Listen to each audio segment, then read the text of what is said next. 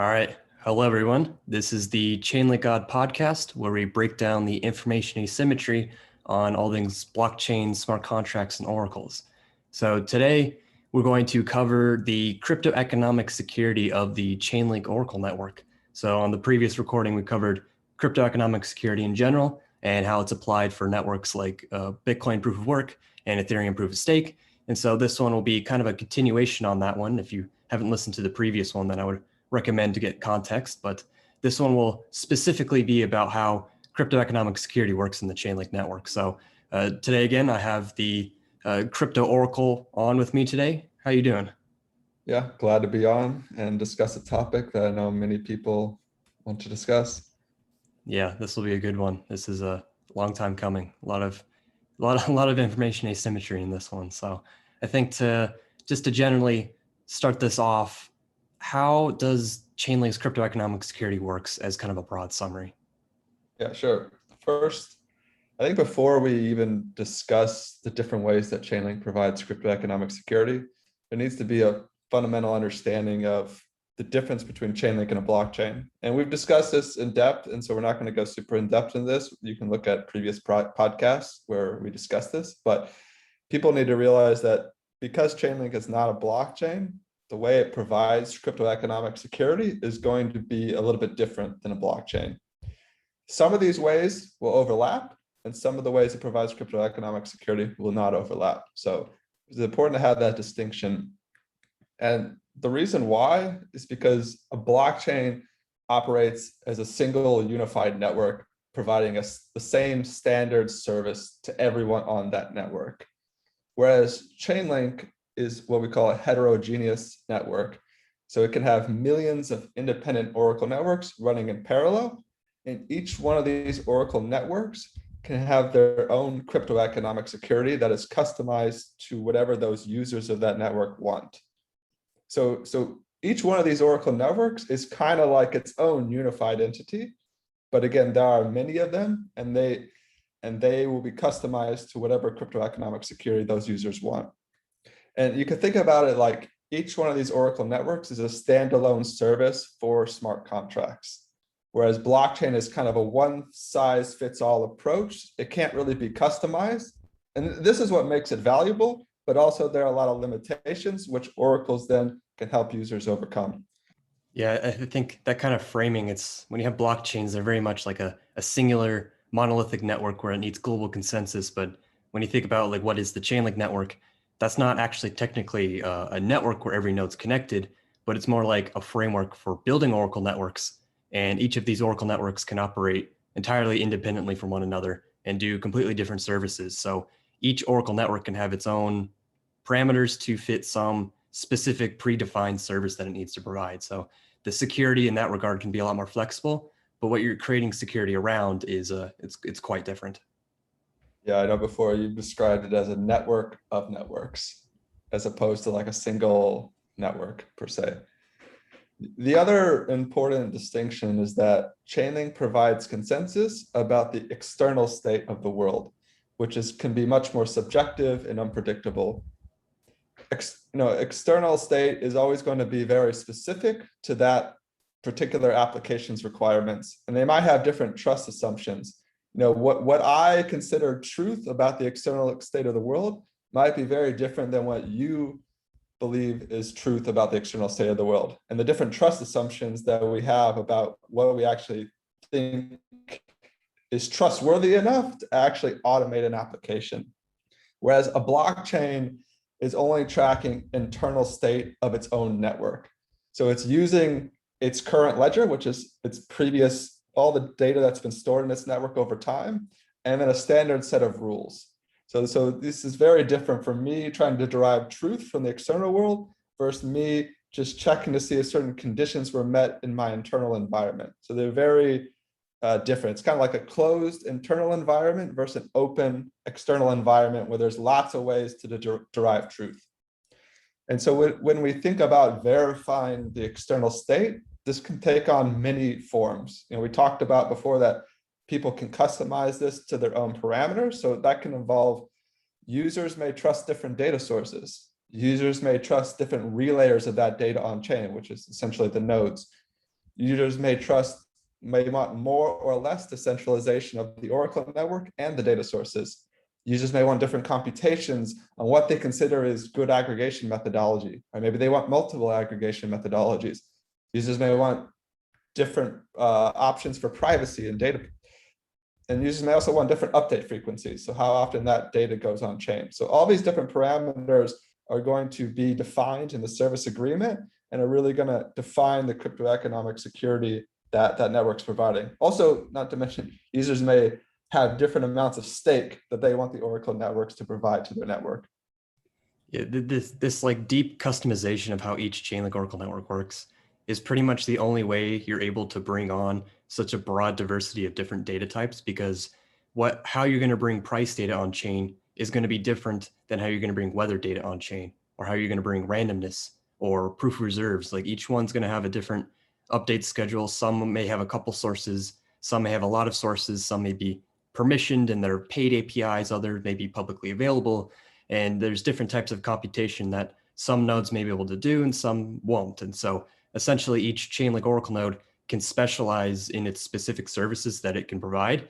And the nodes who specialize in some service can be composed together into a specific Oracle network with a common service agreement defining which nodes, which data sources, all these different parameters for each individual network. So there's a lot of customizability, and ultimately there's an unbounded number of combinations you could possibly create for Oracle networks.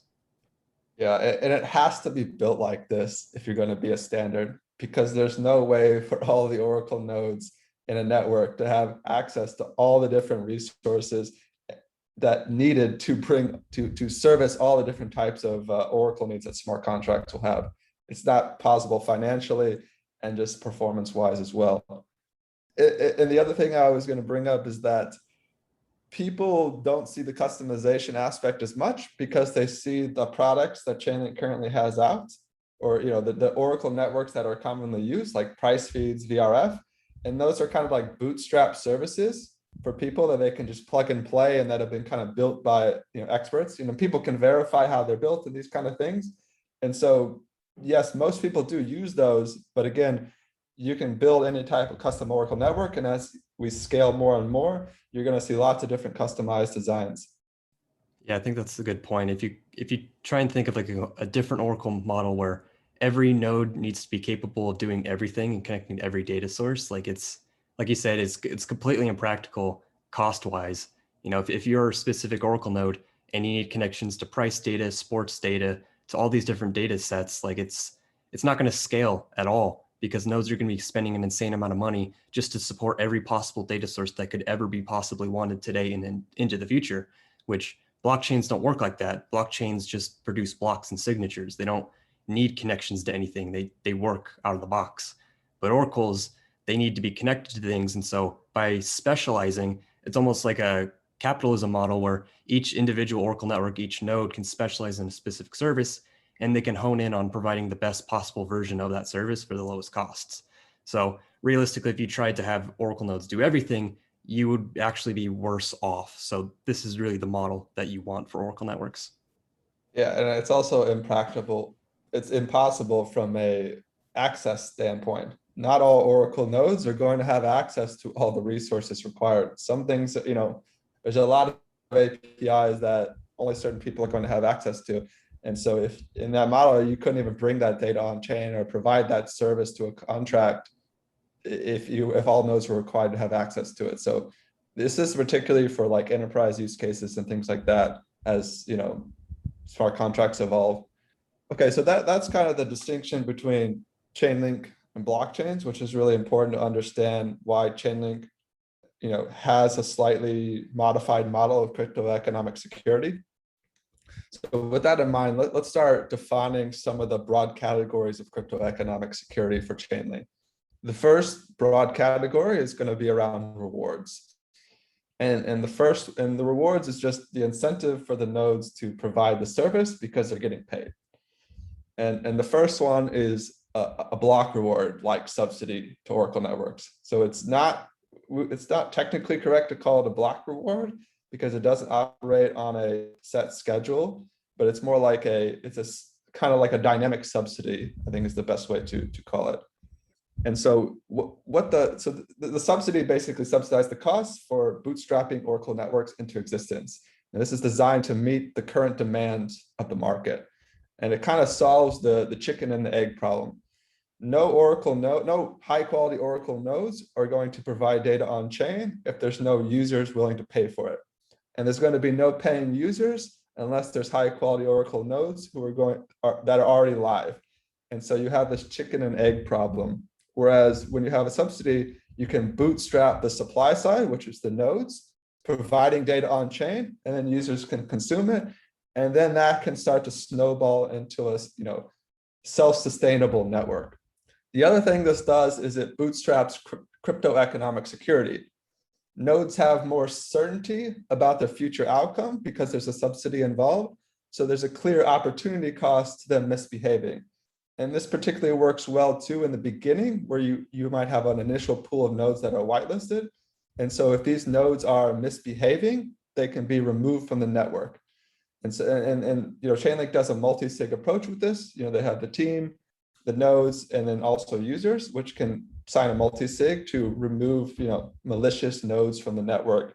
And over time, this can move towards where each network can define these removal of nodes within their own network. So it's kind of like each price fee could have its own governance framework for how to manage the nodes that operate on that particular network.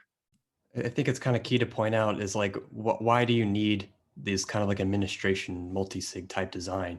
Because when you're looking at Oracle networks, and if they were just immutable, meaning it always uses the same set of nodes, always uses the same data sources, if a node becomes malicious or a data source becomes unreliable, or importantly, if you want to increase the decentralization of your Oracle network over time, there has to be some type of administrator to coordinate that activity of adding, removing nodes and data sources. And so in the short term, that's kind of bootstrapped by this distributed multi-sig with all these independent entities who have a lot of skin in the game with the teams and the nodes and the users.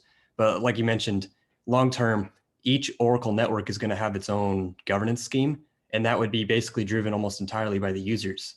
So the users would determine, like the users would pool their fees together for a specific feed, and then they would collectively vote and determine how are those pooled fees are going to be used, how many nodes, how much are they going to be paid, how many updates, like all these service agreement parameters are going to be defined by the users. But in order to get to that point, you need like a large network of users securing billions of dollars. And so it's kind of being bootstrapped today with these multi-sig contracts for each Oracle network.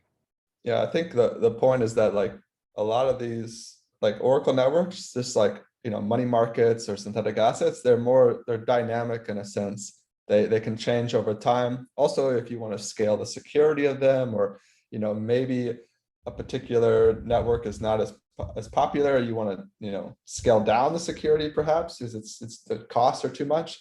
You need to have a multi-sig in place to adjust these parameters, because they're very important parameters, not just for Chainlink, but for a lot of other DeFi protocols. And so by bootstrapping the supply side, you basically create a revenue stream for nodes. And as that revenue stream grows larger and larger, because you get more and more users, the subsidy is less needed. And so this really creates a path to self-sustainability. And I think another point that people don't always think about is that the Oracle subsidy is going to node operators, and in many ways it's providing them capital that they can then use that, which is in linked tokens, to provide crypto economic security down the line. So it allows them in the future to provide greater amounts of staking for crypto economic security of their services, as opposed to like going directly to retail, which aren't actually going to be providing crypto economic security, which I think is a better model for the actual security of the network and the performance of the network. Yeah, I think kind of like one of the key points with this subsidy is like it's providing like guaranteed income to these Oracle nodes, where the transaction fees can be very unpredictable. But if a node operator knows they're going to continue earning revenue from this type pseudo block reward subsidy, then they'll have a stronger incentive to continue providing their services because there's guaranteed income in their future. So I think that's like it's a very strong incentivization, and we already see this being used at scale for like Ethereum and Bitcoin. those use block rewards to bootstrap and secure their networks. Like it's a very proven model. And so using it to bootstrap Oracle networks is kind of a large reason why the Chainlink network has the link token, is so it can actually provide these subsidies to bootstrap security. Yeah, like I encourage people to read our article on smart content about the reason you need tokens, because all decentralized computation networks have a token to bootstrap the network without taking on debt. All blockchains have block rewards. Most DeFi, I mean, not everyone, but most DeFi protocols have liquidity mining. So they're all trying to bootstrap either the supply side or the demand side. And so if you don't, it's going to be hard to compete with those that do, or you're going to have to take on a large amount of debt, which is, it's going to create other issues. And I think one of the important things to note that, again, people don't really discuss the nuance of is why you need like a dynamic block reward versus standardized block reward like a blockchain. A blockchain provides a set amount of rewards, usually on some type of time frame, like roughly every 10 minutes in Bitcoin, whereas the Oracle reward needs to be more dynamic. And the reason is, there's a few reasons, but the blockchains kind of provide a service on a standardized time frame, like every 10 minutes in Bitcoin, it's going to approve a block. Whereas Oracles, you have a lot of different services running at the same time, all at different frequencies. And so there's a lot of issues like how do you define what data is important to bring on chain and give a subsidy to? If you just had a standardized approach, you could just be bringing on a bunch of data that no one actually uses. And you're basically wasting a ton of capital. And if your goal is to build the Oracle network that is servicing all the contracts out there, this is a complete waste. Also, some data needs to be brought on in different frequencies. So how do you provide a block reward or a subsidy that can support all these different frequencies? And also you have Chainlink is blockchain agnostic. So how do you issue a block reward when there's many different chains running at the same time? That creates issues as well. So I think the real thing is that the dynamic block reward maximizes the value of it and can respond to user demand, which can change a lot in Oracle networks. Whereas a standardized approach cannot respond to that. And you have no way of filtering quality. And so again, you might have low quality data on chain or oracles that are just providing data on chain just to get the block reward, and then no one actually uses it. So it can be a complete waste. Yeah, I think that's a key point, because if it was just anybody can get the block reward, anybody can get it for submitting data, there's no way a blockchain can verify what the data you're delivering is or its usefulness. Like that's a human element. That's like the layer 0. Only humans can determine if this data is useful. So you need to have some kind of coordination to determine we want to bring this type of data on chain. And kind of a key point is a large part of this subsidy is ensuring that it's profitable for Chainlink nodes to deliver data on chain, even during times of like extreme blockchain network congestion.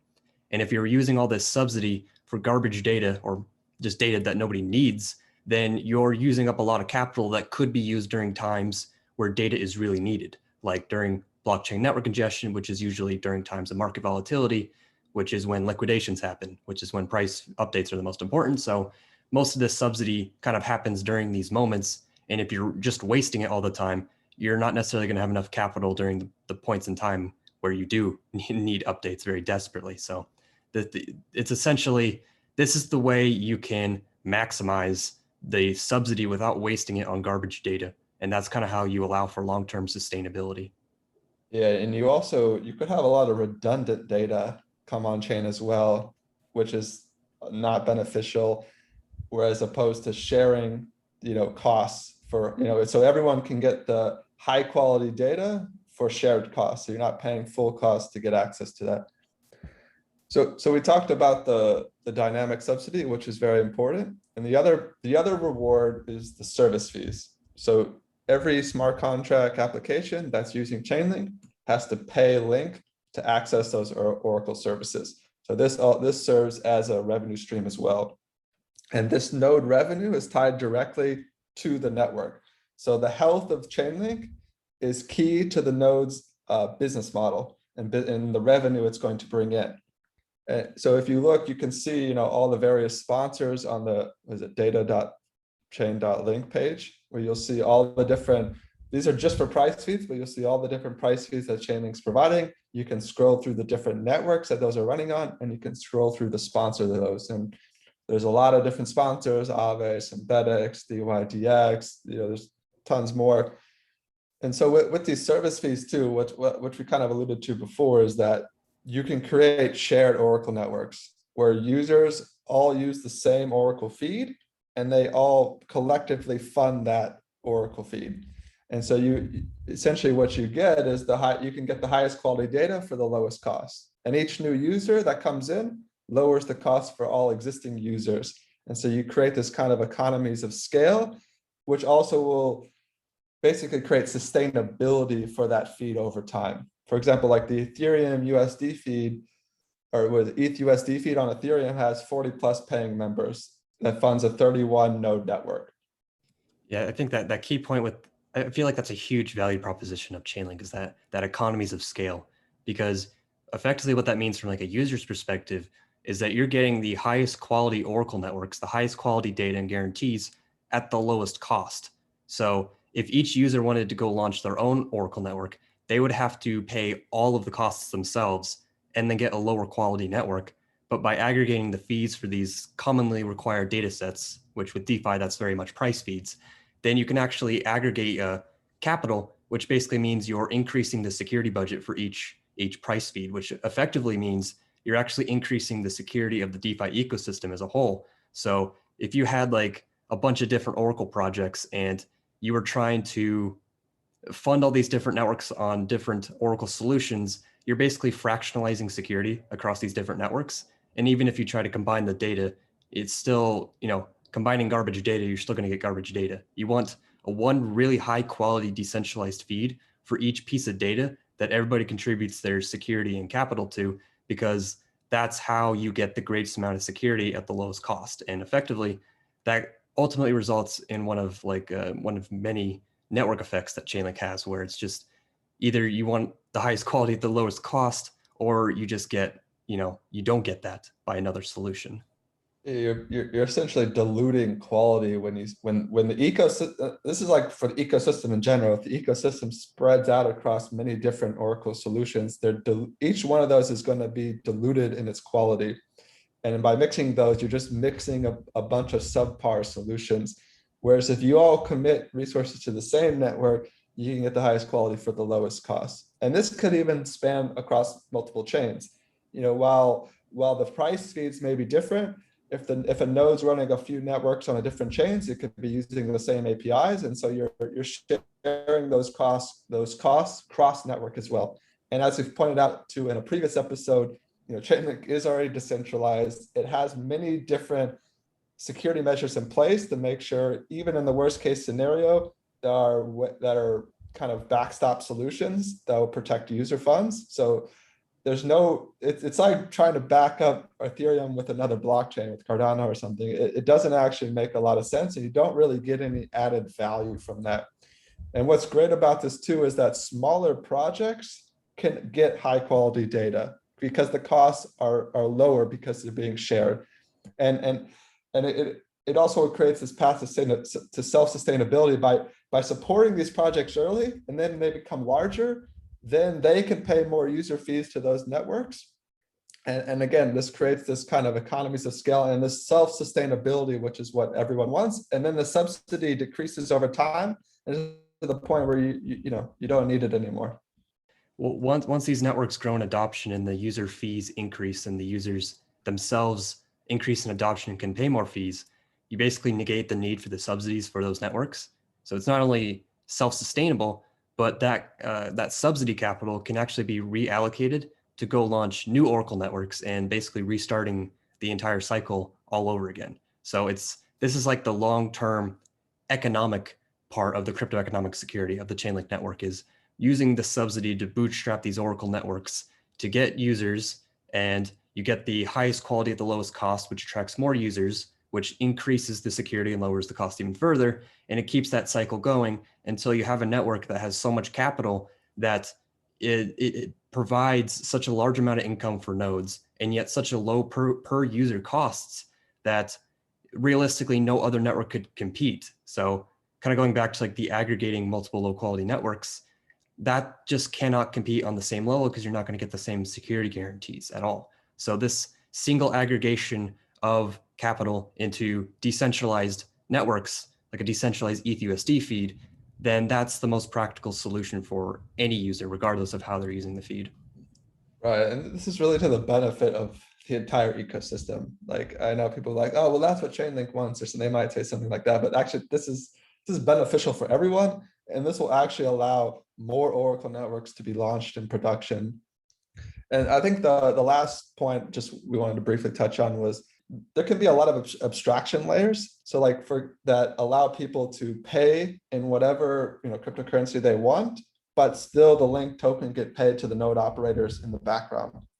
And so like there's a lot, like you could think of these as meta transactions where a user may want to pay in Ethereum that gets maybe swapped on a DEX in the background, and then the link gets sent to the node operator. So there's a lot of ways where you can abstract these payment methods, and so users can use the tokens they want. I think this is, in general, this is something that the space will move towards as a whole. I think the key point, like some people ask like, well, why can't I just pay the oracles in any token? And the reason you want to maintain Link as like the de facto dominant form of payment is because that's what gives the subsidy value effectively.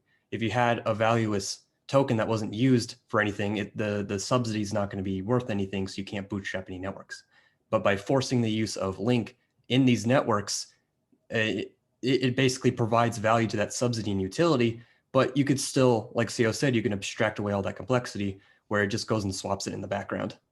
Yeah, I'm actually really glad you brought that point up, because people are like, I saw someone the other day, they made a post about like, what if you paid the blockchain, what if you paid the Ethereum miner or Ethereum validators in a different, cryptocurrency, and you would destroy the block reward. The block reward over time would have less and less value.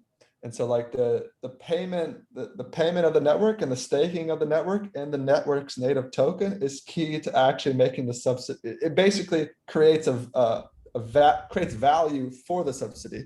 And so and that creates more security for the network. So again, I think you'll have abstraction layers where you can pay in it, but you need those native tokens to be used in the background, because that's actually what gives them value, and what gives them value is what gives them security. Yeah, like when you're trying to drive value to a token, like sure, that's going to be beneficial for token holders who take on that initial risk, but the real reason you're trying to drive value is because the value gives value inherently to the subsidy, and the subsidy is what secures the network. So you want to actually enshrine this native token as the de facto dominant form of payment, of staking, and of pretty much any form of security in the network, because the security of the network as a whole is going to depend on the value of that token. So it's not just something that's for speculation, but the value of the token directly determines the security of the network. So that's why you have to use a native token.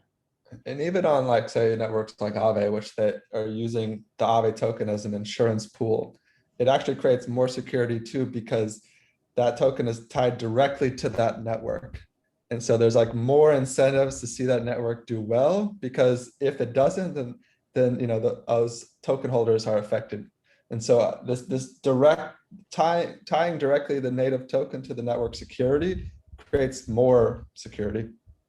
Yeah, I think that's a significant point in how these networks are secure, and I think that kind of steps into this next area. So what we kind of covered here was the reward, so the subsidy and the user fees, which basically provide us funding for security of network security.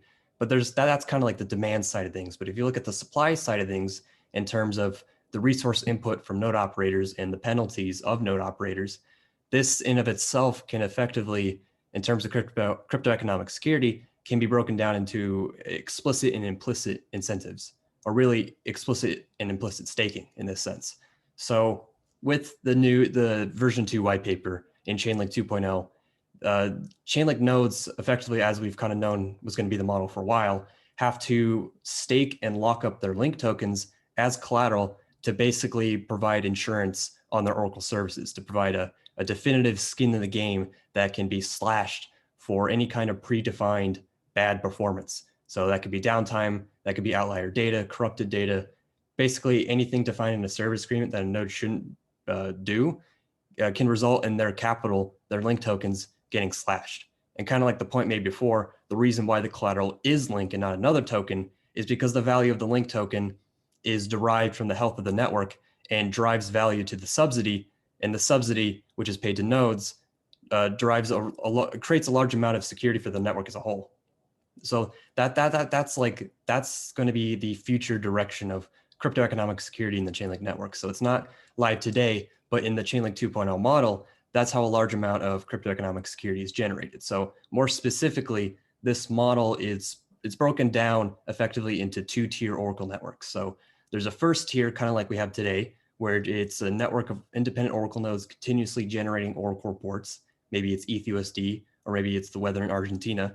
And then there is a second tier kind of backstop tier, which is used only for dispute resolution in the rare case where disputes are raised and they need to be settled by entities who have a large amount of skin in the game and seeing those disputes being resolved correctly. So with this first tier, each node in this first tier network would be responsible for locking up a specific amount of link tokens. And locking up those tokens basically gives them the right to participate in the network, contribute their data into an aggregated Oracle report, which eventually gets sent to the users effectively. And so this capital, these link tokens are staked in the service agreement, and that could be slashed if they're malicious. So during most cases, this happens without issue. The data is correct and the consumer consumes the data, but there is a possibility where the majority of Oracle nodes may collude or they may be dishonest for whatever reason and try and deliver a manipulated data point to users. So to kind of prevent this, any node in this first tier network can act as a watchdog, and they can raise an alert if they think the majority of the nodes in that network are being dishonest. And when they raise an alert, that effectively goes to the second tier and gets voted upon, which I'll kind of dive into in a second. But kind of a key point is that any node in this first tier network can raise an alert, and even multiple nodes can. But there is a specific order that these alerts are processed in. So effectively, at the start of each round, when a new Oracle report is created, each node gets a random priority number. So if there's like 10 nodes, each node gets a unique number 1 to 10, and that determines the order the alerts are processed. And that's important because if a watchdog is correct in its report, meaning the second tier believes that the original report was manipulated, that the alert raised was correct, then all of the slashed stake from all the malicious nodes all gets concentrated to the highest priority watchdog effectively. And I'll kind of step into this in a second, but that significantly raises the cost of the attack of the network by concentrating how much tokens a single honest node is capable of earning. And so kind of the different side of things, if the watchdog report is wrong in its alert, then effectively whoever raised that false alert gets slashed. So that kind of just prevents DOS attacks, and that'd be determined by the second tier. So effectively what this model, what it means is that every node is incentivized to raise an alert if the majority is malicious, even if they themselves are malicious, because they have an opportunity to potentially win this concentrated reward, even if they're not the highest priority, because maybe the higher priority nodes were bribed to not raise an alert, or they were offline, or whatever reason, really. So every node has the ability to win this concentrated reward, meaning if you wanted to corrupt the network, you would have to basically bribe each node by that concentrated reward amount, each node, because only a single node has to raise an alert for for it to be discovered that the aggregated report was incorrect. So kind of breaking this down a little bit further, it kind of gets into the super linear staking impact that this concentrated reward generates. And so I think this is kind of a simple way to put it. It's more math driven, but I think it's, when you go step by step, it's pretty simple. If you have like a network with n nodes and each node stakes D tokens, so maybe 10 nodes staking 10 link each for a total of 100 link. So the total would be D times N. If you imagine that the majority is malicious when they create a report, that's Dn divided by 2. And so that's the concentrated reward amount.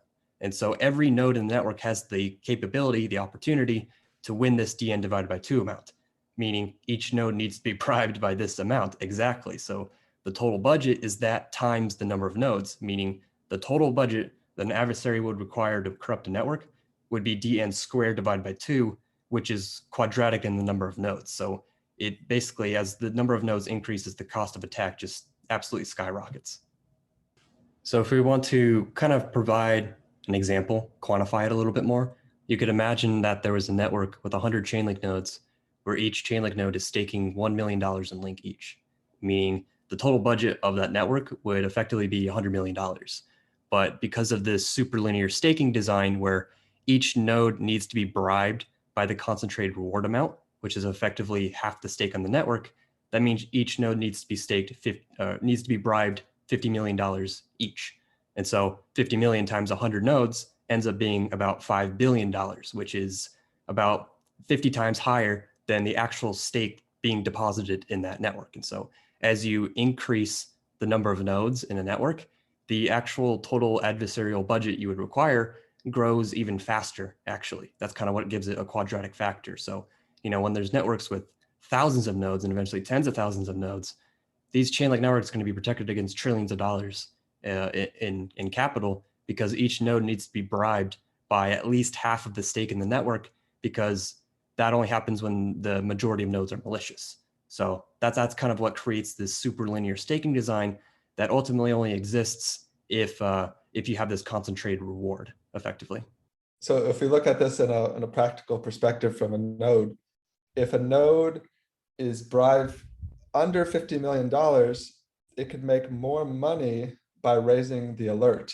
Because remember, you need to corrupt half of the nodes on the network. So that means half of them are wrong for an alert to be correct. Half of them need to be wrong. If 50 nodes or more are staking 1 million each, then the minimum they can make is $50 million. So the only way to actually successfully bribe enough nodes is for that to be over $50 million. So you get a very large security budget for a lot less stake. And so this is how, because I know people wanted each, to stake the full contract amount, but the reality is that isn't capital efficient. There's too much opportunity cost to put that much capital at stake for, not enough reward that you're going to get, or else you'd have to pay the nodes so much, and no one is going to pay the nodes that much for each Oracle report, especially considering the volume of Oracle reports that they could be producing. So this is, in my opinion, is actually a really great model that you can get this much security at a cost-efficient rate. Because what you'll do is you'll create more Oracle reports that have more cryptoeconomic security at stake. So it'll probably even itself out in that regard. Yeah, and I think another key point here is that only one node actually has to be honest. So with these 100 nodes, if 99 of them were bribed with over $50 million each, but there was just one node who rose an alert instead to the second tier, then they're still all going to get their capital slashed, because there was at least one alert that was raised. If you think about it, it actually creates more incentive the more that are dishonest. So if you had just one node, they would get 99 of the other nodes, and they actually would get a larger reward. So it kind of scales in that regard, the incentives. Yeah, that's a good point. That's something I've thought about before. I don't think it's been modeled, but you need at least the majority to be dishonest for an alert to be valid to pay out. But the greater you go past the majority and you start hitting a super majority and beyond that, 99%, that concentrated reward amount is going to be greater than this super linear dn squared divided by 2. It's actually going to be just dn squared, which is even greater. It's twice as much. So instead of a $5 billion total budget, it would be a $10 billion total budget, meaning each node wouldn't have to be bribed $50 million. They would have to be bribed $100 million each, just about. So as more nodes are dishonest, the concentrated reward amount for raising an honest alert actually grows at the same time. So it's more than likely that somebody is going to raise an alert over time. Yeah, I mean, these kind of financial incentives, which are very lucrative, is pretty much, in my opinion, is, they're going to prevent almost any time ever needing the second tier Oracle network, because there's such strong incentives in the first tier. So this creates a lot of efficiency as well, is that you're not constantly getting flagged into the second tier because there's such incentives in the first tier. Yeah, and I think a key point is some other Oracle networks, they have a design where anybody can raise an alert, but that has the trade-off of not only being kind of a denial of service attack, people can just spam disputes and make the system run slower, but it also results in less security because there's less of an incentive for the nodes themselves to be honest, because they have less an incentive to actually raise an alert because someone else will probably get it. So when it's actually the first tier themselves who are responsible for raising an alert, they have a greater amount of incentive to be honest so that they have an opportunity to actually win this concentrated reward amount. So that's kind of where that security is generated from. Yeah, you get kind of a like tragedy of the commons where most people aren't checking Oracle reports because first off, they're so rare. So you're doing all this computation with like such a low chance that you actually, it'll pay off. You might even eat a loss over time. So it's probably going to be a lot of the same people anyways at the end of the day. And so by the Oracle nodes doing it, yeah, they have more of a direct incentive, and they know it's, they can quantify it to a certain extent of what kind of chance they get. You could even maybe create system. I don't, this is just me, hypothetically could even create systems perhaps that require nodes to check. And so there's like kind of like similar like the ETH staking, where they're kind of required to validate the work of others. So I think they have to actually report like a 1 or 0, like a yes or no, if they're going to raise an alert in the staking system. So they kind of have to check in that regard. And I think another point is like each node, if you're going to be like a rational, honest actor, and you don't raise an alert even when you're honest, and it ends up being the majority is dishonest, no alert is raised, even though you were honest, you would be slashed. So there's a strong incentive for you personally to raise an alert even when everybody else is malicious because you don't want to get slashed yourself. And the last point out is when you think of it in a reputational model, nodes that flag reports that again get that they're proven right in their flag are probably going to increase the reputation of that node because they've been shown that they'll flag dishonest reports. And so if I'm a user, I'll be like, well, I probably want someone like that in my Oracle network because this person has shown that they are actually checking the validity of reports. So I think this would actually increase a node's reputation over time. Yeah, so this is effectively like the core design of superlinear staking is this first tier incentive of raising alerts and having concentrated rewards to generate this large amount of security that's super linear compared to the actual total aggregate amount of deposits from nodes. But ultimately, what it comes down to is how does the second tier actually arbitrate the results of any alerts raised? Because ultimately, that's kind of what it comes down to. And granted, the second tier would very rarely be called, if ever, because these strong, credible threat of arbitration is strong enough to not be malicious and not have a malicious majority. But realistically, you want to prepare for the worst and you want to actually create this strong, credible threat of arbitration. So the second tier of these Oracle networks effectively just performs the arbitration. So there's different ways to compose the second tier network. So there's kind of what was laid out in the white paper, where it's the most reputable, the highest income generating, the most public and the most reputable Chainlink nodes in the entire network is this second tier network where they're extremely financially exposed to the link token. And if they falsely arbitrate a dispute, then they can affect the value of the link token adversely because they have so much skin in the game as the most reputable and the highest earning nodes. And another model that was kind of presented by Sergey at the CoinDesk 2021 conference was that this second tier can actually and probably be better if the second tier was consisted of all of the users, the Chainlink users, so like the Aave and the Synthetics and the DYDX, those protocols.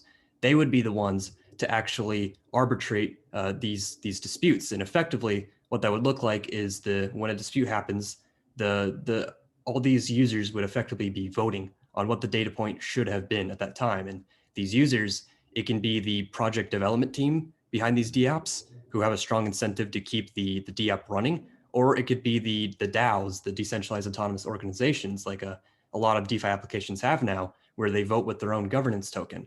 And so that's kind of two areas where the users have a lot of flexibility, but also a lot of skin in the game.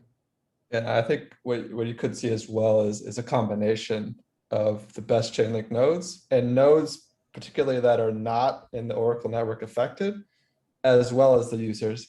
So you have the Chainlink nodes that have a clear financial incentive to see the health of the network, to see the good health of the network so they can continue earning revenue. And then the users, particularly the ones directly affected by the Oracle report, because their users are essentially screwed over if the Oracle report is right, if they accept a bad Oracle report. Yeah, I think that's kind of the key point is like, who do you want in your second tier to resolve the disputes? It would clearly be the people who have the most skin in the game and the most to lose. And so if as a user, you can be in the second tier, that's the best possible model of you as a user and all of these other users, Aave synthetics, where the security, the reliability, and the reputation of their own application inherently depends upon correct data being delivered to their protocol. So the only reason that incorrect data would be delivered is if all of these protocols, these users colluded to effectively, like you said, screw over their own users, which realistically, they have a strong incentive not to do that because of their revenue and because they don't want to devalue their own governance token. And if you think about it, well, how are their users affected? Well, if Aave consumed a bad Oracle report, you could have a lot of false liquidations of user funds. And so if in the second tier, if they then vote to say, oh no, this Oracle report was correct, well, they're essentially screwing their users over and causing their users to then faulty liquidations. And so any protocol that wants to see itself succeed is going to vote in an honest manner. And you could combine that with Chainlink nodes as well, or you could just use the users. I think it's really something to see what ecosystem demand is there for who makes up the Oracle network. And so, yeah. Yeah, I think that's a key point. Is like you as a DApp where you have so much long-term potential of generating revenue as like a core DeFi protocol that eventually will become part of like the global economy, and the value of this governance token. That's a lot of skin in the game, and so there's no reason you would screw over your users unless the reward was just absolutely massive and even greater than the total value locked of the entire DeFi ecosystem. And not just that, but you're not the only person voting, and these votes are public. So if you vote to screw your own users, but then the majority of the other participants in the second tier are honest, well then there's a lot of you just tried to screw your own users over, weren't successful, and so that even is going to be even worse for you. And so like I think it's going to be quite hard to corrupt, if you have a large majority, many large protocols using this, or even small ones, and even the best Chainlink nodes, it's going to be very hard to corrupt these second tiers. Yeah, especially since like all the votes are going to be recorded on a public immutable ledger. Anybody at any point in time can go back and look, hey, this protocol just voted against its users. They were trying to screw their users over. They failed because everyone else successfully voted correctly. So like you would just be torching your own application's reputation and revenue for absolutely nothing, because the collective cryptoeconomic security, the cryptoeconomic incentives are so strong. And I think a key dynamic of this, which is pretty powerful, is that the cryptoeconomic security in this two-tier Oracle network model is not only the financial value of the link token itself, because any malicious activity would devalue the token that first tier nodes stake, and really the security of the network, which applications depend upon. But these users, they would be voting either with their governance token, or they would have a governance token attached to their protocol, like Aave, Synthetics and SNX, Yearn and Wi-Fi, Sushi and Sushi. Like these users have tokens, and if they're malicious and they vote against themselves and their own users, the value of those tokens are going to collapse. So effectively, the cryptoeconomic security of these networks with the users as the second tier would be the aggregate market cap of both the Chainlink token and all of the tokens of all the governance tokens of these users in the second tier. So that effectively allows the Chainlink network to scale its cryptoeconomic security beyond its market cap, which the market cap itself still needs to grow to provide that first tier staking, where nodes have to lock up link and only link, but it can effectively piggyback off the cryptoeconomic security and the market cap value of these user tokens, which effectively would mean the cost of attack would just be exponentially higher than what an attacker could ever possibly gain from attacking a protocol and trying to get the total value locked. Yeah, it's also a lot more capital efficient if all these were staking these explicitly, I don't think it really gets you much more security, because then you need another kind of layer of arbitration. It's an infinite layer of arbitration. And also, like, who wants to lock up, all that capital for such long periods of, unknown periods of time? Who knows when the arbitration is going to come about? It doesn't actually make a lot of economic sense, and really doesn't get you any extra security when you consider all the users and all the nodes. You'd have to basically get all the nodes to forego all future revenue and get all the users to screw over, or all the protocols to screw over their own users. That's a massive barrier to overcome. Yeah, and I think another point here, like you hit on, if you just had the second tier staking, you would need a third tier to determine when to slash. And if that third tier was staking, you would have to have a fourth tier to determine how to slash. It becomes a recursive problem. And so that's solved, quote unquote, by having each tier stake more and more tokens. But that kind of results in an auger model where disputes can take weeks to months to resolve. And at that point is way too late. That data needs to be readily available to liquidate positions or convert a synthetic asset. Like, you can't wait weeks and months for a dispute to be processed. So when you have not only the users who are very incentivized to not only get correct Oracle data, but rapid Oracle data for their own protocol to ensure their own solvency, but these users, they're not just voting blindly on the data. What they're actually voting on is a cryptographic deco proof, which is a zero knowledge proof, which definitively proves data came from a specific data source, one or multiple of them. And so the users, it's pretty simple what they're doing. They're just looking at a cryptographic proof, and then they're voting yes and no on that cryptographic proof. So there's not much interaction that needs to be done. And in fact, because of Deco is backwards compatible with existing systems, that means the users don't actually need API subscriptions. They don't need to have a direct connection to the data source. Just one Chainlink node or one user or one entity needs access, and they can give this deco proof to other people because they can't manipulate it because of cryptography. So it effectively allows the second tier to perform arbitration on literally any type of data available without needing to expend all this capital cost for API subscriptions or blindly guessing because you didn't have the connection. So it's a lot more secure in that regard.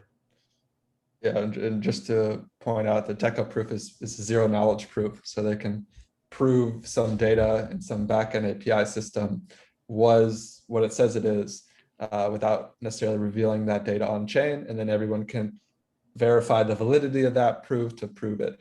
And so I think a lot of this deco proof will make it a lot more efficient in arbitration, and also will vastly expand what you can prove. Where in like a model like Augur, and nothing against Augur, I think they did a good job of setting that first kind of like putting out the idea of the first type of cryptoeconomic security, but you kind of are forced to a certain degree of free data, or you need like some API subscription model. And so it's much more complex, especially when it's very rare that you actually will have a dispute. Now, I will point out though that there may be times though where if the data source is wrong, there may be additional arbitration after the proof. Okay, it did say this, but it appears to be wrong. And so there can be additional arbitration after that to rectify mistakes like that. Yeah, I think a key point is like this second tier can really be composed however you need it. So if this is like a very specialized data set and time delays don't really matter, you can even have like human arbitragers or arbitration in the second tier where it goes through like manual auditing, and that can take a week, if that's how you want to design your second tier. But ultimately, you can design the second tier to consist of any of these entities who have a large amount of skin in the game in order to determine how these votes are actually processed. Well, one thing to note too is that, and I don't think that this model would be used, but you could even do a token weighted model if you really wanted to in the second tier. Like it's customizable. So if you have a particular Oracle network and you want to do a token weighted voting, you could do that. There's nothing that's particularly stopping you. I think Chainlink model is meant to, this deco model and with users is meant to be, without staking tokens, is meant to be a much more efficient and better model. But again, you could use this other model should you desire this model. So this explicit staking model is effectively the direct reward and penalty system of these Chainlink 2.0 staking networks. But in addition to all of these rewards and penalties that drive these crypto economics, there's actually like an additional layer wrapping the entire network in terms of implicit incentives or implicit staking, as you can so put it. And so this is kind of you could think of it as very similar to what we see in Bitcoin and Ethereum in the sense that network participants, Chainlink nodes, are holding and they get paid in a native token link whose value is derived from the health of the network. So effectively, if the network becomes corrupted and people lose faith in the network, then there becomes little reason to hold the token, and the market valuation of the token would collapse because of that. So that provides a very strong implicit incentive to effectively provide honest services, because you don't want to devalue the token that you're extremely financially exposed to. So effectively, nodes can have different levels, different various ways of being exposed to the token beyond just getting paid in tokens and holding tokens passively. What we kind of see is linked tokens being used as collateral in DeFi, maybe in something like Aave, where they can put it as collateral, borrow stable coins against it or ETH, and basically pay for their capital costs or any of their expenses without having to lose exposure to the link token. A lot of the time, these Oracle networks are prepaid in the sense that the aggregation contract holds link tokens that will be paid out, and those node operators want to uphold the value of those tokens because that's effectively, they know that that will be their revenue, and it's guaranteed that that will be the revenue, and they want to guarantee the value of those tokens. And there's other dynamics where you could kind of have node operators prove their exposure to link over the long term by having kind of time-locked contracts where a node operator can say, I'm going to prove my connection to the Chainlink network, my guarantee I'm going to be honest by locking up $1 million of link in a time-locked contract that will unlock in a year. And so effectively that means that they're financially exposed to link and they have no option to withdraw until that year passes. And so that's a dynamic where node operators compete with one another with tokens that they're not already explicitly staking. And so they can effectively show that to users on different marketplaces to show that they're, if anything were to go wrong in the Chainlink network, they would be financially harmed because of that.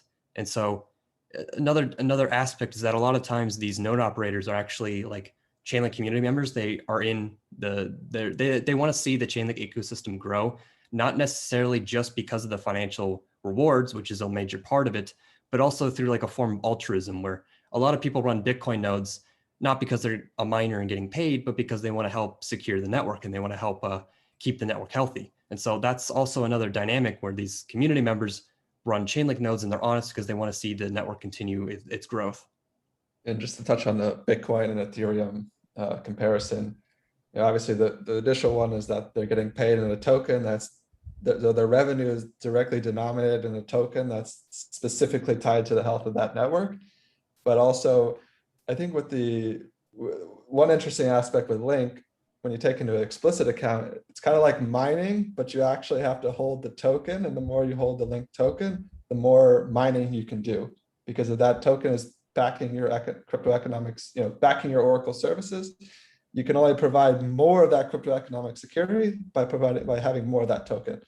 But in terms of the implicit incentives, the one I don't think is always discussed is this kind of proving exposure to the Link token, particularly by locking it in a time lock contract.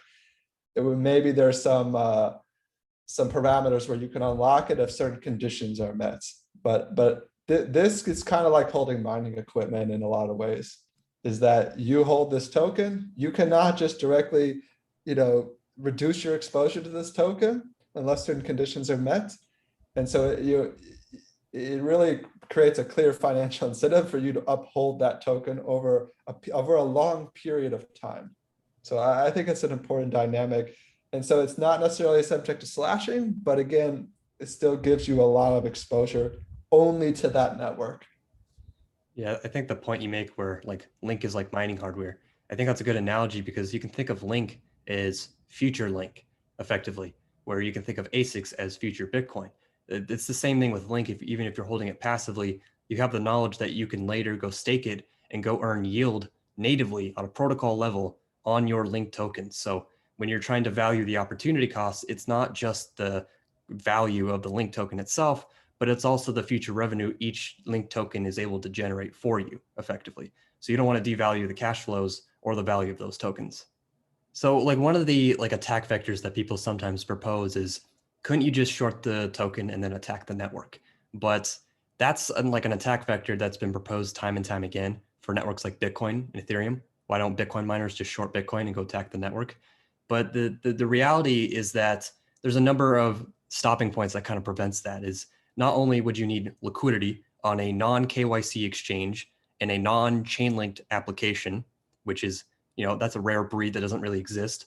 And even if you could find that, they could easily censor you and take your capital away, making it entirely impractical. And it's, first of all, not capital efficient, but also an extreme amount of social coordination, because you as a singular entity can't attack the network as a whole. You need to coordinate and collude with all these other entities who have the same exact explicit and implicit incentives in staking that you do.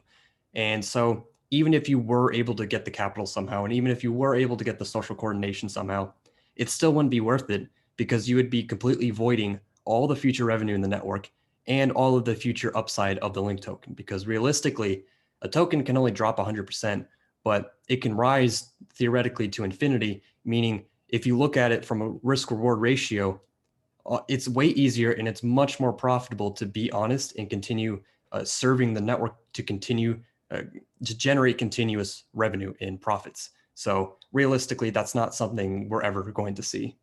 I think this really gets magnified too when you consider explicit staking and the amount of rewards that a node could get from being a watchdog. So it becomes exponentially harder to bribe enough nodes to actually pull off an attack like this.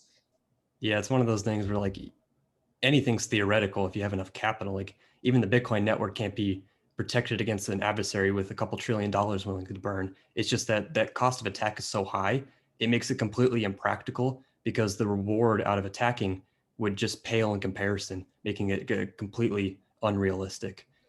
And if you were say you were really concerned about this attack, I believe it's called a Goldfinger attack. You could implement something like a circuit, like a Chainlink circuit breaker, and you could prevent, you could cause a pause in certain activity on the network. So there are actually ways as well where you can use Chainlink to forego these types of issues if you're really concerned. This is like you said, this is like a theoretical example that people have proposed for a while, but it never actually pans out in the real world because it requires so much capital to pull off, and it's very risky and there's a lot of complexities. So, but if you were concerned, there are ways to mitigate it. Yeah, it's one of those things that's just not realistic, because when you add up all the implicit incentives, all the explicit incentives, plus the social coordination, plus the liquidity, it's one of those things where it's just going to be more profitable to be honest. And that's why these networks have an honest majority assumption, is because of the cryptoeconomic security.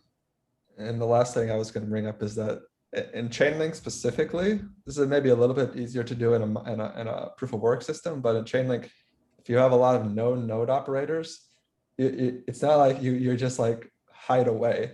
Like all the security reviewed nodes right now, they're known entities. You could go figure out who these people are fairly easily. And there's could be legal ramifications, not to mention social ramifications from people screwed over from all that money. And so this is I don't think people often look at, you can't, it's not like a DeFi hack where you just disappear into the ether and no one knows who you are. If you used anonymous nodes, but again, then those are the trust assumptions that you are going with in the service agreement if you want to use anonymous nodes. Like you could do that in the Chainlink network today, but again, you have to be comfortable with those trust assumptions. Ultimately, you can compose these networks however you need to, but when they're all public entities, it's a whole nother layer of screwing over stakeholders and screwing over your reputation and basically screwing over your life if you get thrown in prison because of it. I mean, you really want the Link Marines with their pitchforks? I don't think that's like, you can see what they do on Twitter. Like, imagine trying to pull off an attack like that. I don't think that's going to be very wise. Yeah, you're gonna have a lot of frogs launched at you. That's not a situation any node operator wants to be under. So under kind of as a parallel to all this, it's kind of similar to how miners have capital costs of like electricity and hardware. Running a Chainlink node, it doesn't cost a lot, but there are costs and there are investments that have to be made. Where if you're an Oracle node, you need to have API subscriptions to high quality data sources that you're actually selling access to. You need to run blockchain full nodes or have a connection to a full node.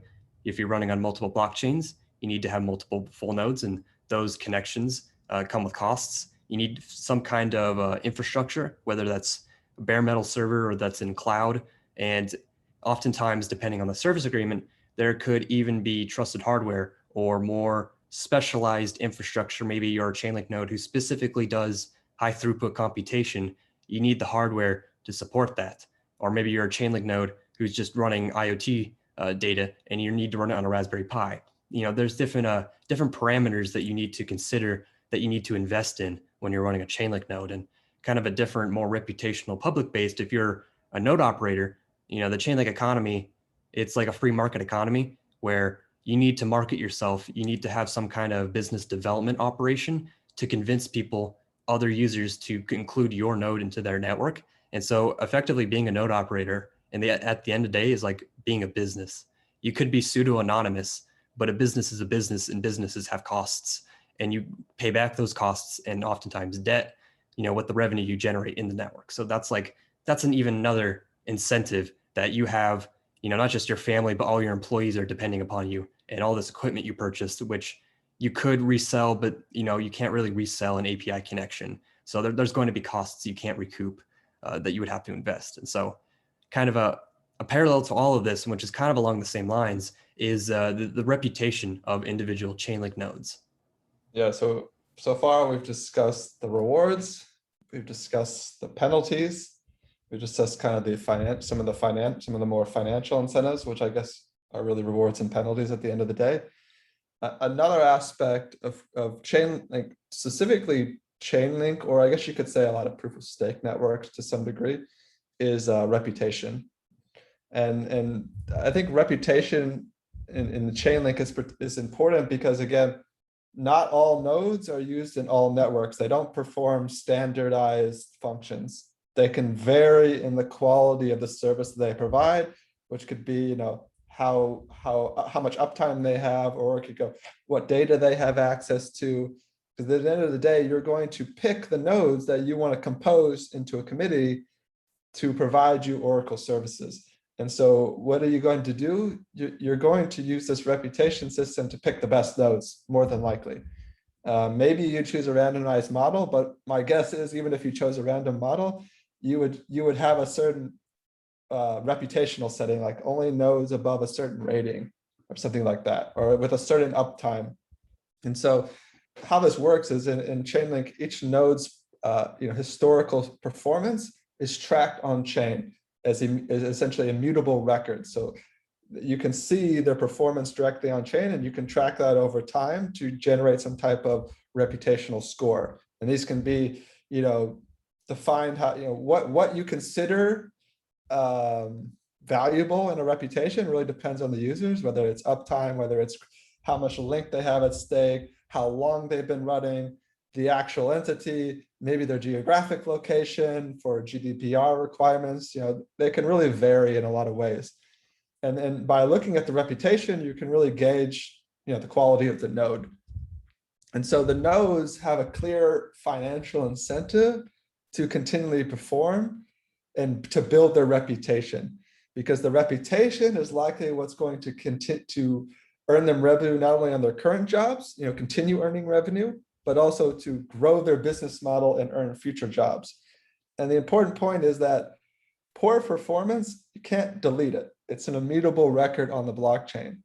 And then to bootstrap a new reputation is not easy.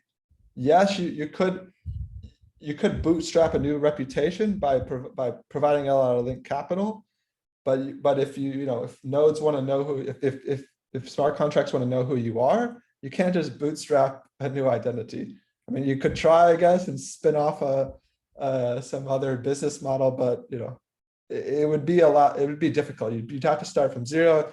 You have to maybe create new identities or start up a whole new business, and it could be very difficult in comparison to nodes that have been running on the network for a long time, have a very established reputation. Like, I'm going to probably trust those nodes over, your particular node. Depending on the value, maybe if especially if you're securing a lot of value. And I think it like ultimately it comes down to like what the users care about. What do they want composed in their network? Like what reputation metrics do they care about? If they just care about ultra reliability and ultra decentralization, they could just choose a ton of nodes and that would be their security model. Maybe they're a corporate entity who can only have nodes in mainland Europe and they have to be running trusted execution environments and be using Deco. That could be the basis of your selection of Chainlink nodes. You could even theoretically have a more permissionless model where as long as a node is staking X amount of link, maybe it's 10,000, then they can participate and join your Oracle network. So it's kind of like there's no specific reputation metric you have to join the Chainlink network. It's just that you need to bootstrap a reputation, even if it's like a pseudo-anonymous reputation, to convince people to use your node based upon their notion of who they trust and how they trust them. So it's like a web of trust model. If you see a node being trusted by a lot of people, it's probably going to be a more trustworthy node than a new node that popped out of nowhere, offers no stake and says, trust me, guys, I won't be malicious. So it's kind of seeing what other people trust and seeing why they trust them. Yeah, it gives users of Oracle networks the ability to make educated decisions on how they want to compose their network. Like you said, it could be a very permissionless model. Maybe I want 1,000 nodes and they have to be staking a certain amount. And I think that that's going to give me enough security where I can operate on this type of model. Whereas other people, maybe I want less nodes, but I want them of a certain quality. I want to know who they are.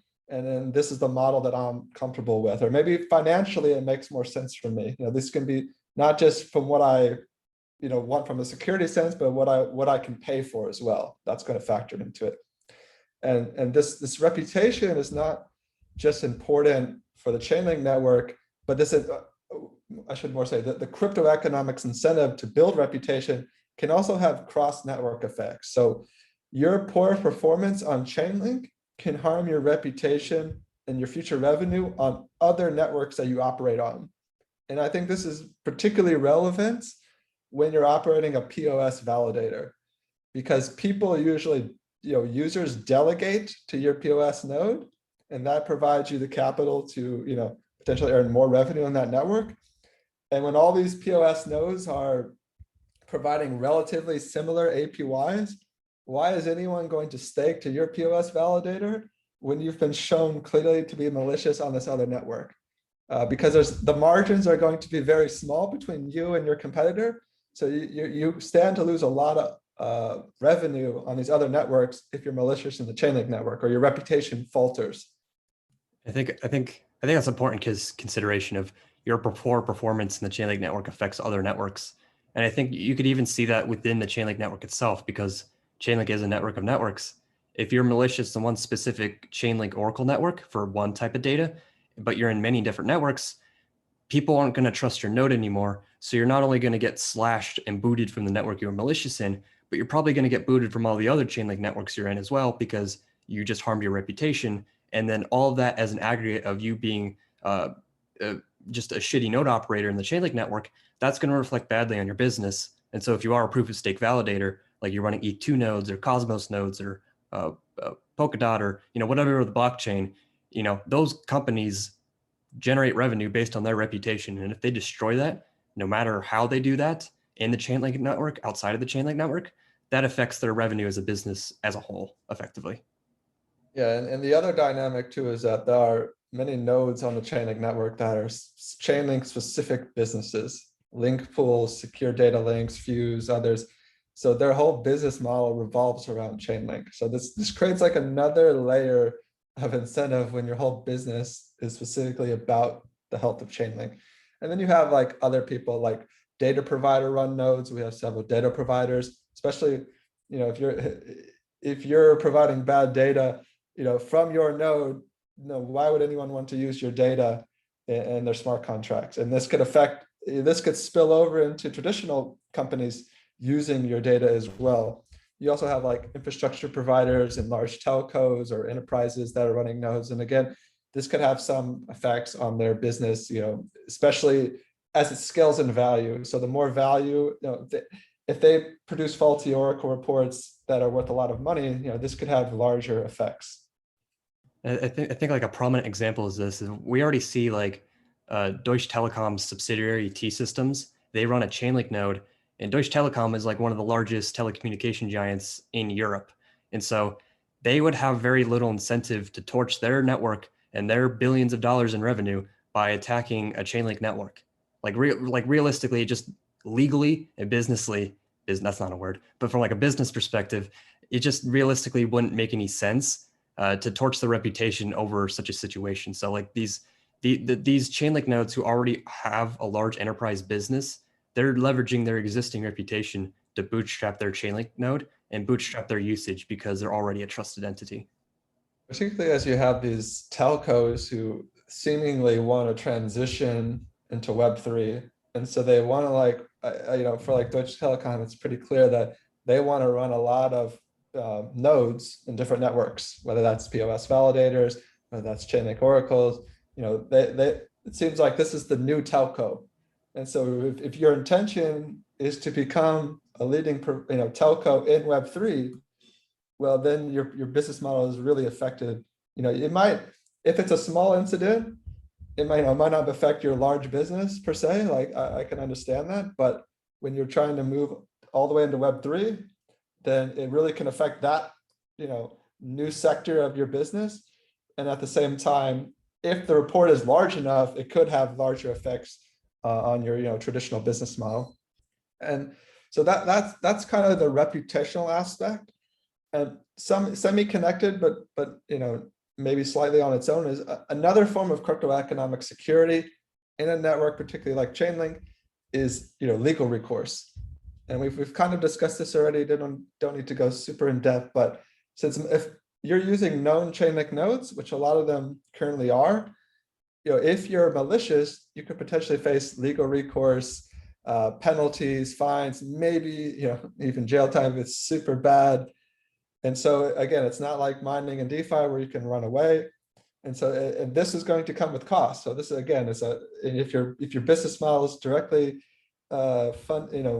reliant on crypto, you get paid in crypto. Well, I would consider this a crypto economic incentive for you to act honestly, as if there's legal ramifications for what you do, because you're cryptographically signing all the data. So it's very easy to identify nodes that are acting maliciously because you can see it directly on chain. You could tie that to their identity, and there could be legal recourse there. So I think that's another form of crypto economic security that people don't consider.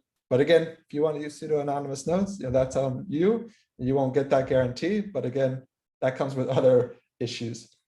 And the last one is just the simple complexity of the attack. So each of these incentives that we've discussed already are really magnified by the complexity to pull off the attack. Because if it's really hard to do it, it makes it even like, I have a greater chance to be penalized. I have more revenue that I could learn or I could lose. It decreases your percentage of being successful. For example, the Oracle network is decentralized, so you need to gain a majority control over the nodes to even and to overcome their built-in incentives just to do a successful attack. Like you alone cannot attack the network. Yeah, and the other one is that the Oracle reports are isolated. So by corrupting a single Oracle report, you're not going to corrupt the whole Chainlink network. You may only gain a small portion of value. If you had Chainlink circuit breakers in place, you could, the amount of value you could extract from that is even less. And so, it's not like you could just attack Chainlink and then you could get all this value from Chainlink. Everything can be isolated. And so I think this is a powerful security property of Chainlink. Yeah, it's that network of networks model where everything, you corrupt one network, but that doesn't mean you corrupt the entire Chainlink network or even every Chainlink user. So when you're really looking at how the Chainlink network works today and how it's going to be working in the future with like under the Chainlink 2.0 model, it works strictly because of the cryptoeconomic incentives, both explicit through the rewards and penalties and implicit through financial exposure, reputation, and all the other dynamics through which you don't want to jeopardize, basically, at the end of the day, your financial exposure. So the just like many other networks, the cryptoeconomic security of the Chainlink network is not going to be static, or at least for the foreseeable future. There's going to be new data sources that appear, new security models that appear, new forms of trusted hardware, cryptography. With Chainlink, because it's not a singleton network like a blockchain, each Oracle network can be deployed and used in parallel.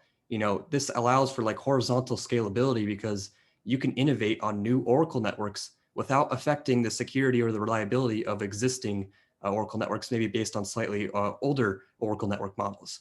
So effectively, the cryptoeconomic security of the Chainlink network is going to evolve, and it's going to be more of like users are going to discover what's going to be the best approach based on their experience.